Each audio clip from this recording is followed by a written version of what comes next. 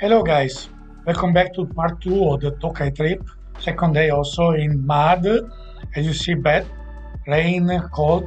So the plan to visit vineyards was changed. Uh, I had to manage the late morning by myself here near the church. You see already some of the historical underground cellars, even in the middle of the village. So then I went by myself after the rain stopped to see the vineyards near the village. This is on top of St. Thomas, the most famous one. There on the left, you see Becce, Kira, some of the famous ones. Down there are the agricultural lands on the flat. And here on the right is a mud village. This is the other side. So on the north, you see the mountains, plenty of vineyards, an acreage all around the village. The weather was bad also in September. The vintage is not good at all, as you may have heard also from other countries and regions. And even the botrytis, as you see, they are still trying to look for it. You can see a bit. It's not sure will happen. Time for the second visit of the trip, Pelle Winery. Now we are inside the cellar, underground. The winemaking facilities are tiny, nothing to show much, but here is the interesting part. And I know the winery a while. Here is Laszlo, the owner.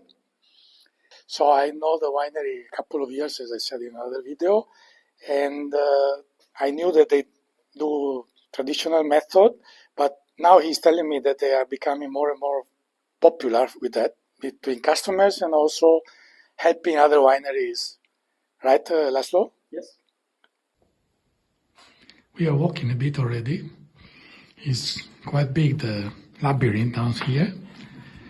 And he told me that was property of a noble, so that's why it's larger spaces and everything compared to the other wineries. And here they store a lot of champenoise, so traditional method bottles. So we are sitting now with Laszlo. We start to taste. So as we saw in the cellar, he's getting more and more popular, even with some colleagues asking him to do the second fermentation for the sparklings.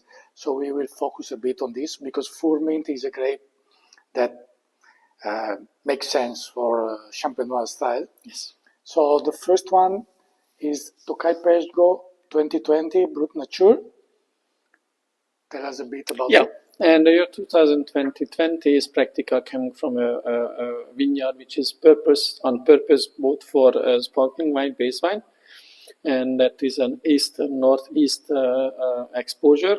It has a clay, and therefore the soil is clay. Therefore, it keeps the moisture very, very nicely, and therefore, once you have a good weather, you don't have to start harvest in August, so we can easily start it in September, and you still have a certain ripening stage with a necessary moisture to keep the grape healthy and juicy. And you said it's northeast. So yes. It's a bit cooler also. Yes, that it's helps. a cooler. Therefore, it is not a south exposure. This is the style which we like. It is closer to the Prosecco style, not in terms of the making, but in terms of the taste and the smell. Fresh, bubble, I understand. It's very fruity. fine, delicate bubbles, straightforward. So that may recall a bit, but I still don't like to do the comparison because I'm not a Prosecco fan. So, but I understand the point. It's not to compare with champagne where you have more secondary notes from the aging and everything. Even if it's 3 years second fermentation, which is quite a lot. On the lees. That's why it's so fine and delicate perlage. And then the next one with the second fermentation or the keeping on the lees, it is going to be a 19 vintage, and a 19 vintage will remind you more of a champagne style with a more of an aging of the base wine. It was actually the base wine was there for 1 year before it started the second fermentation. And it was also 36 months on the lees, on the fine lees, before we started actually the disgorgement. And that one will remind you more of the champagne world. Also the color is a bit darker, but first of all, because the wine base was already aged longer, has a bit more complexity. I prefer this kind. Okay, that's fine. It's my style more, but I get your point. So tell us a bit also before we go to the third one about the history of the winery quickly. History of the winery is relatively simple. I'm actually I'm from this county, which is enhancing or embracing practically Tokaj. And my father and my grandfather was also making wine in the Bükhegység, which is another winery very close to Miskolc and I didn't know that is also there. Yeah. There is a very not famous but relatively, domestic, I would rather say. And then once I was traveling a lot in my life, and I always wanted to have a bit of a, winery. And my father said at that time that, let's have the winery, but not necessarily in Bükkaya, select a better one. And by that time, I knew that I want to have something in Tokaj. So in year 2007, we had the first, harvest on a premise and on a particular place where we live. And this is our living house on the weekends. So here. And on the left. other side. And we bought a small, like 1.5 hectares of areas, like 3-4 vineyards in year 2007. And we started with 1,800 bottles of wine.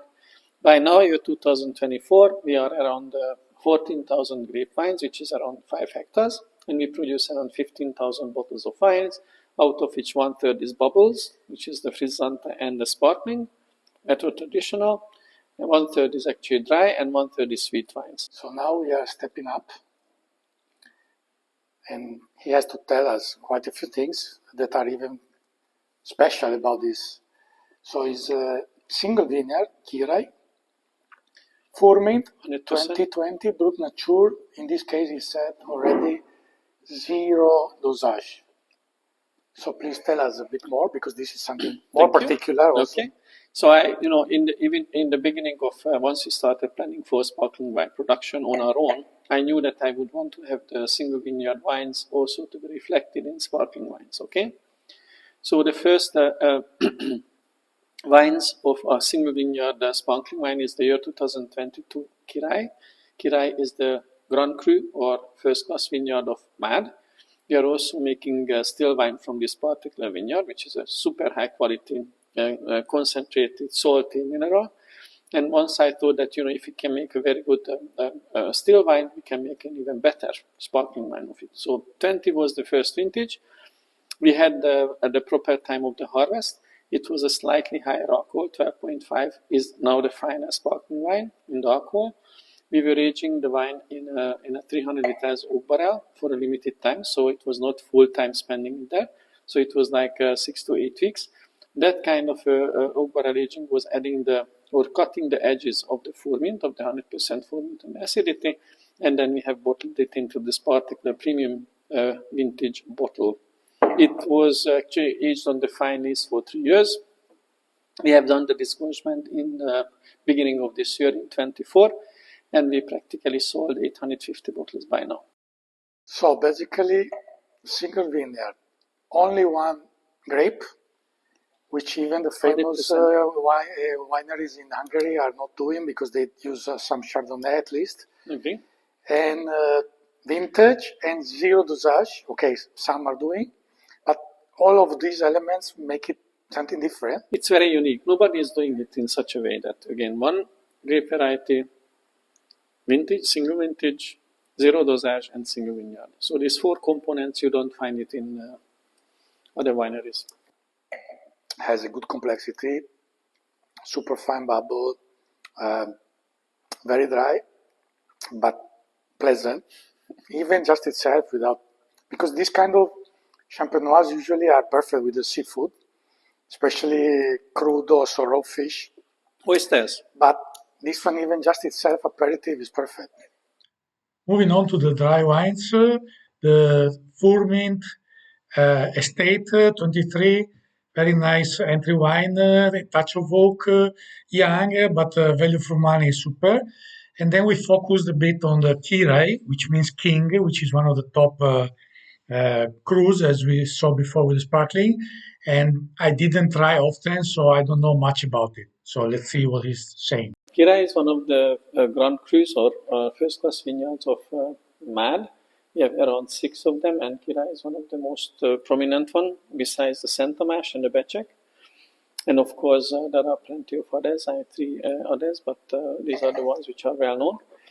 On the Kirai, we have around 0.4 hectares, which are planted in 1980s, and it was actually planted with a T85 clones, so it is nothing like an old clone.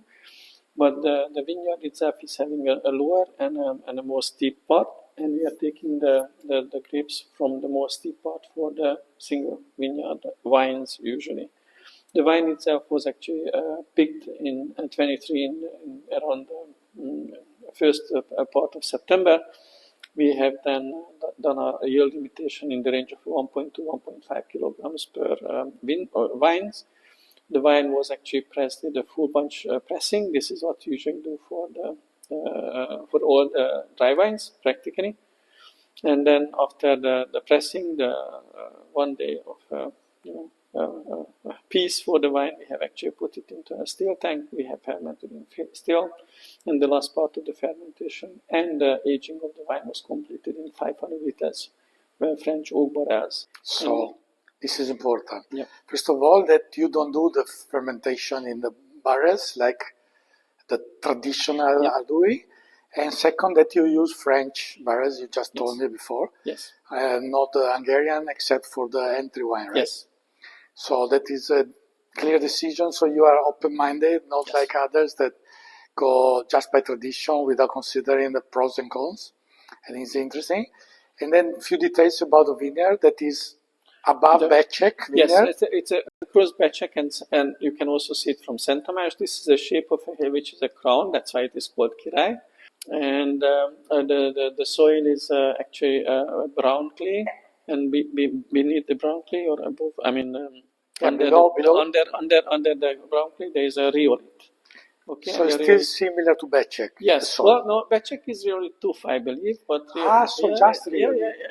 Just okay. rhyolite, which is the volcanic so the clay magma. is the same, but the rock is a bit different. The magma of the volcanic eruption is the rhyolite, and rhyolite 2 is practically the ash of the okay, of the so a bit different from Becek. Production. This is how I know it. And it's a bit cooler like Becek. And yes, because the Becek is practically a valley. Okay, it's not as steep as the Kirai, and it is kind of a valley, and it makes it actually even hotter. And the first thing I note comparing to Becek is that the fruit is much more delicate.